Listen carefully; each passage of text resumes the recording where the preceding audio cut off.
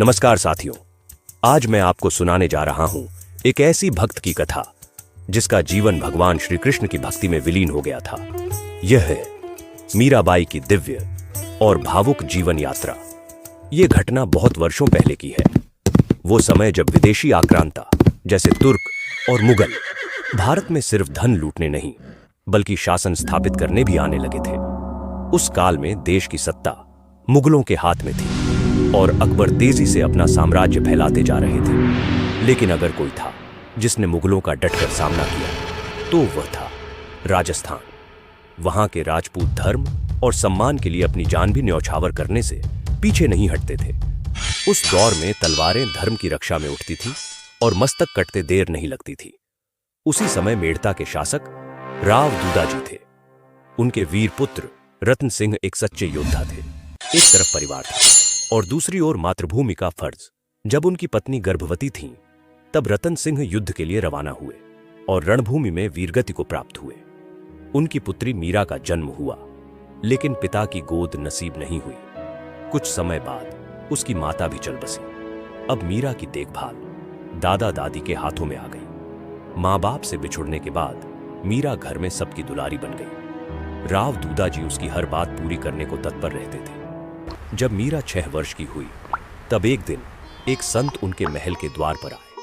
उनका सत्कार कर उन्हें एक कक्ष में ठहराया गया। भोजन से पहले उन्होंने एक लाल वस्त्र बिछाया और उस पर भगवान कृष्ण की सुंदर प्रतिमा स्थापित कर दी। यह प्रतिमा उन्हें उनके गुरुजी ने भेंट की थी। मीरा अपनी दादी के साथ उन्हें खीर देने आई थी। जैसे ही उसकी नजर मूर्ति पर पड़ी, वह उसकी ओर खींचती चली गई। किसी को पता भी नहीं चला कि वह कब कृष्ण की प्रतिमा के सामने जा बैठी। मीरा को लगा जैसे कान्हा ने खुद उसे बुला लिया हो। जब संत भोजन करके प्रसन्न हुए तो बोले, बताइए रानी सा, क्या वरदान चाहिए? इससे पहले कि रानी कुछ कहे, मीरा बोली, संत बाबा, आप ये मूर्ति मुझे दे दीजिए। यह सुनते ही संत और रानी स्तब्ध रह गए। रानी ने समझाने की कोशिश की, लाडो, ये प्रतिमा साधुओं की होती है, ऐसे नहीं दी जाती, क्षमा मांगो। पर मीरा ने तपाक से कहा, दादी सा, भगवान क्या सिर्फ महाराज के हैं? वे तो मेरे भी हैं। उनसे कहिए मुझे ये प्रतिमा दे दें। मीरा की जिद देखकर सब हैरान थे। संत जी असमंजस में पड़ गए, क्योंकि वो मूर्ति तो उन्हें गुरुजी ने दी थी। दादी नाराज होकर बोली, ऐसा नहीं होता लाडो, संतों की मूर्तियां नहीं मांगी जाती। संत जी मूर्ति लेकर चल दी, लेकिन मीरा की आंखों से आंसू थमने का नाम नहीं ले रहे थे। वो दृश्य देखकर संत का हृदय पसीज गया। वो लौट आए और बोले, हे प्रभु, आपकी माया अनोखी है। आज से ये बालिका आपकी सेवा में समर्पित है। उन्होंने मूर्ति मीरा को सौंप दी।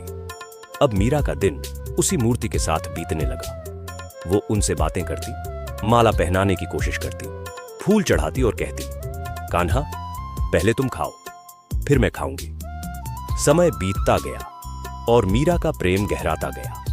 अब वह सिर्फ मूर्ति नहीं रही थी, कृष्ण उसके जीवन का अभिन्न हिस्सा बन गए थे। एक दिन नगर में किसी की बारात आई। शहनाइयों की गूंज सुनकर मीरा भी दरवाजे पर आ खड़ी हुई। उसने देखा कि दूल्हा सजे हुए घोड़े पर बैठा है।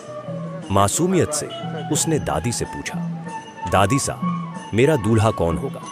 दादी ने मुस्कुराते हुए कहा, जिसके साथ तू दिन भर खेलती है वही तेरा दूल्हा है, श्री कृष्ण। मीरा ने इसे सच मान लिया।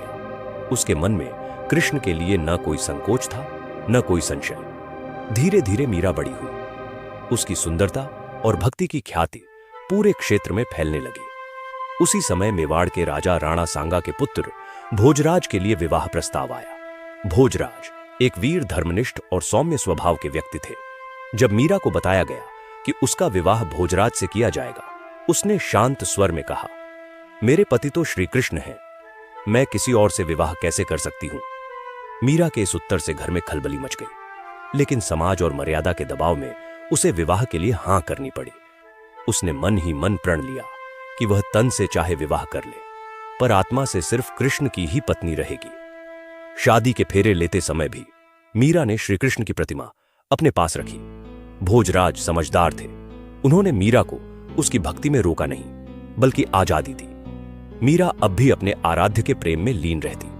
एक दिन जब कुछ संत भजन गाते हुए महल के बाहर आए, तो मीरा खुद को रोक न सकी। वह उनके साथ कृष्ण के प्रेम में झूमने लगी। जब नगरवासियों ने यह दृश्य देखा तो बातें महल तक पहुंची। भोजराज ने मीरा से कहा, तुम्हारी भक्ति सम्माननीय है, लेकिन एक राजकुमारी को सीमाएं भी ध्यान रखनी चाहिए। मीरा ने कहा, मैं तो पहले ही कृष्ण को पति मान चुकी हूं, मैं अपनी भक्ति को किसी बंधन में नहीं बांध सकती। कुछ समय बाद भोजराज का देहांत हो गया। मीरा ने दुख तो महसूस किया, लेकिन उसका मन संसार में नहीं था। अब तो वह और भी गहरे भक्ति में डूब गई। महल के लोग, खासकर ननद उदाबाई, उससे जलने लगे। मीरा को कई बार अपमानित करने की कोशिश की गई। कांटों से उसका बिस्तर सजाया गया, विष मिला दूध दिया गया, लेकिन हर बार चमत्कार हुआ। कांटे फूल बन गए, विष अमृत हो गया। एक बार तो उसे गहनों की पेटी में सांप भेजा गया, लेकिन वहां भी सुंदर हार निकला। उदाबाई खुद रो पड़ी और माफी मांगी, पर राणा के दरबारियों की ईर्ष्या खत्म नहीं हुई। उन्होंने आखिर फैसला लिया कि मीरा को चेतक मंदिर भेजा जाए और वहां सैनिकों से उसका अंत करा दिया जाए। जैसे ही मीरा मंदिर में पहुंची और कृष्ण को प्रणाम किया, सैनिकों ने हमला करना चाहा, लेकिन मंदिर के द्वार अपने आप बंद हो गए। जब दरवाजे खुले तो मीरा वहां नहीं थी। सिर्फ एक सफेद चादर और कृष्ण की मूर्ति के पास उसका आभास बचा था। कहा जाता है कि भगवान स्वयं आए और मीरा को वृंदावन ले गए। वो अब कभी वापस नहीं लौटी, लेकिन आज भी चेतक मंदिर में लोग उस रहस्य को महसूस करते हैं। अगर आपने ये कहानी दिल से सुनी है तो कृपया जय श्री कृष्ण कमेंट में जरूर लिखें और चैनल को सब्सक्राइब करना न भूलें। फिर मिलते हैं एक नई भक्ति कथा के साथ।